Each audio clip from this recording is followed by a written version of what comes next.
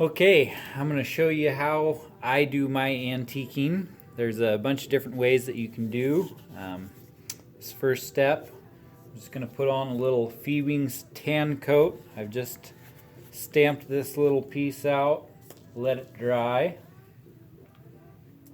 and apply a nice coat of tan coat to seal it from the antique. You can use clear lac from Panhandle leather or Springfield leather. Saddle lac in the spray can also works.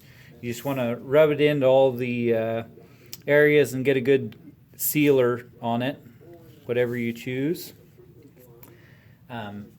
Next, I have a piece that's already had tan coat on it. I let it dry for about a half hour or so. We're going to apply Phoebing's antique paste. This is the Sheridan brown. It's my favorite. The dark brown isn't really brown, it's almost black. And the light brown, for whatever reason, I never have really liked it that much. So this is what I use most often, either this or a mahogany. And so I just have a piece of scrap wool that I've trimmed down. You want to get it good and rubbed into all the impressions of your stamping. Get a good coat on there. And I'm just going to take a paper towel or a napkin. That way it doesn't have bristles like a dauber or anything.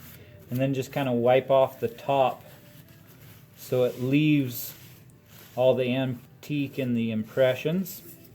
So that's what it looks like there once you put antique on it. We're going to let that dry for about an hour or so.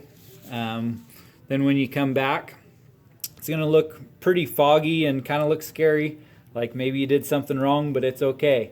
We're going to go ahead and put another coat of tan coat right over the top.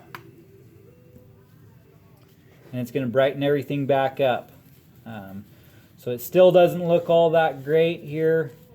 It doesn't look that dark. Once you're putting the tan coat on, you can put a pretty good coat on it. And you can put 2 coats if you like. So that's kind of what it looks like while it's still wet. And then we'll put that out of the way. Once that dries, you can see that everything, your color comes back in your antique, and it looks really nice. And so you can do this. I usually only do it with Pro Oil Brown dye.